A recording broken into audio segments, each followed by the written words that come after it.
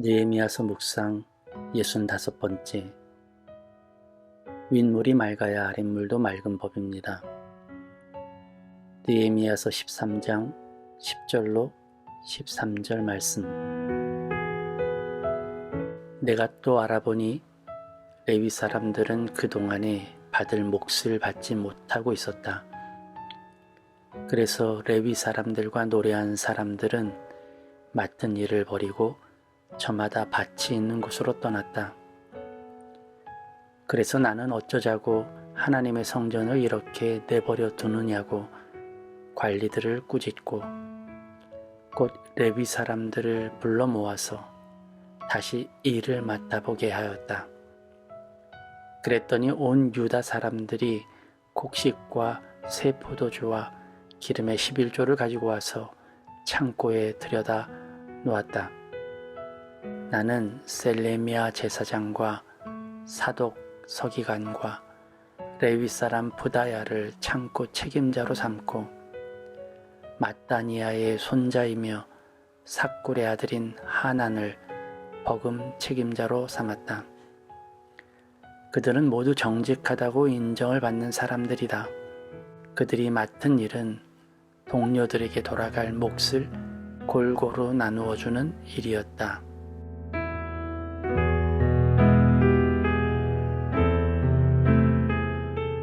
좋은 아침입니다. 아침은 언제나 옳습니다. 이 아침을 그르게 하는 것은 아직 어제에 머무는 나 자신뿐이죠. 오늘도 새로이 감사와 웃음으로 시작하는 하루 되시길 빕니다. 자신이 없는 동안 어처구니 없는 일이 벌어진 것을 목격한 느헤미야는 조금 더 살펴보았던 것 같습니다. 도비야 문제만 있었던 것이 아닐 수도 있으니까요. 아니나 다를까 성전을 관리하고 예배를 담당하던 레위 사람들과 노래하는 사람들이 보이지 않습니다.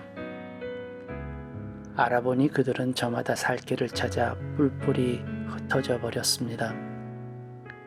그 이유를 듣자니 그동안 그들은 받을 몫을 제대로 받지 못했기 때문이었습니다. 그러니 살 길을 찾아 떠날 수밖에요. 우리는 10장에서 이들이 서약하는 장면을 본 적이 있습니다. 마치 어떤 일이 있어도 죽음의 앞을 가로막아도 자신의 사명을 지킬 것처럼 굳건히 맹세했던 이들은 다 어디 갔을까요? 과연 가나안에는 장사가 없는 것일까요? 그렇다면 그들이 왜 마땅한 몫을 받지 못했을까요? 정확한 기록이 없으니 이는 추측을 할 수밖에 없네요. 아마도 그만큼 11조가 거치지 않았던 것 같습니다.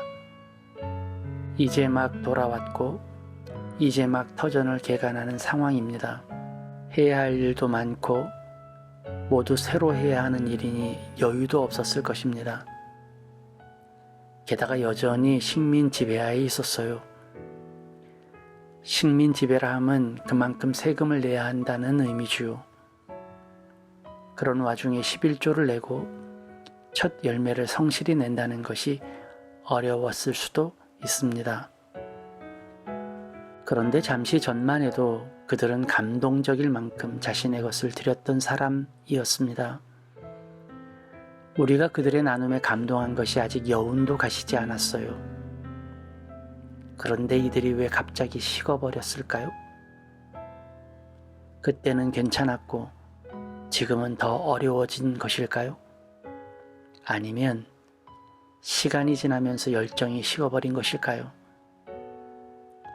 예배를 돌보는 사람들이나 자신의 것을 나누며 곳간을 채우는 사람들이나 이제 다 마음이 변한 것일까요? 물론 그럴 수도 있습니다. 우리는 시간이 지나면서 자신의 맹세들을 잊지요. 많은 어려움을 겪으면서 지쳐가기도 하고요. 어쩌면 그들은 그토록 버리고자 했던 옛 조상들의 전철을 다시 되풀이하고 있는 것인지도 모릅니다. 그런데 저는 이 장면에서 다른 메시지를 듣습니다. 우리의 연약함, 우리의 망각, 우리의 타성을 인정합니다. 그러나 오늘 본문은 우리의 그 추잡한 모습에 불을 지르는 일을 보게 하죠.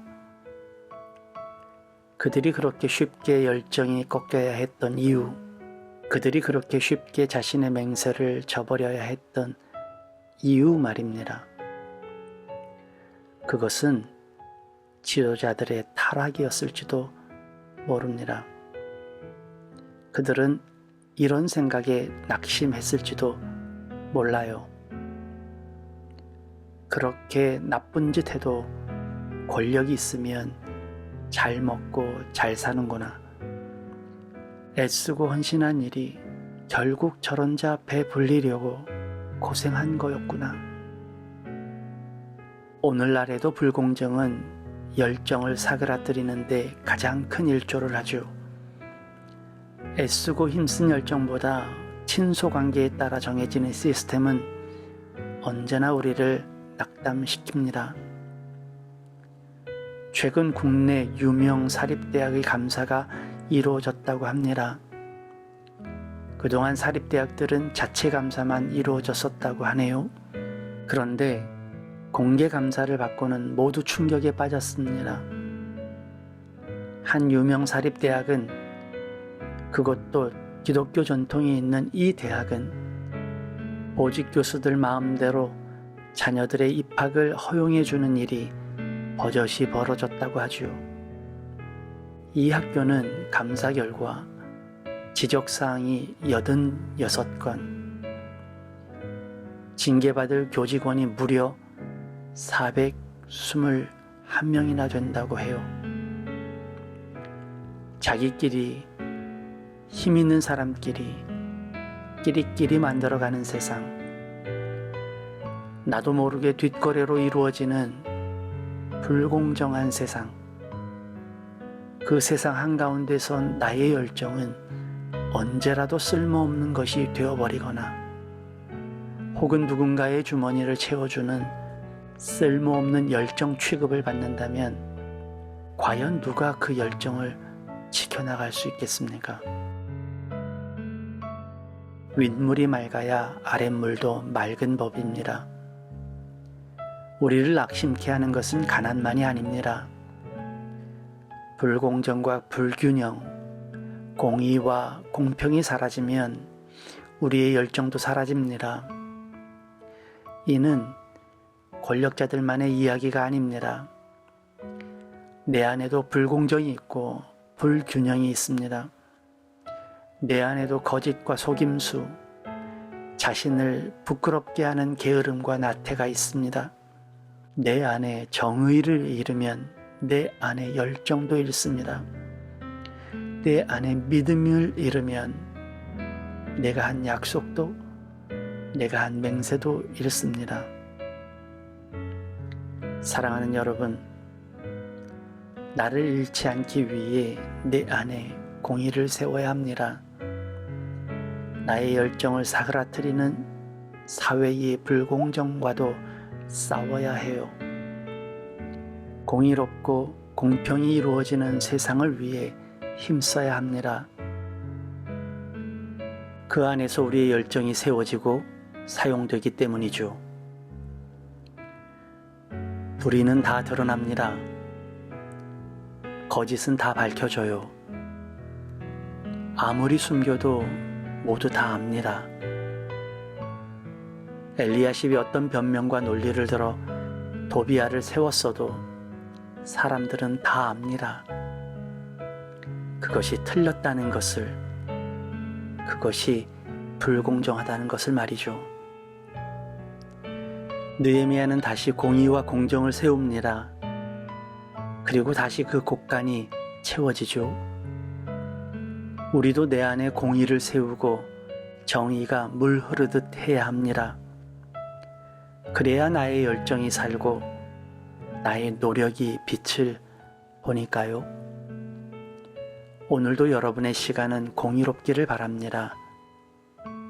정직하고 모두에게 인정받는 시간이 되길 빌어요.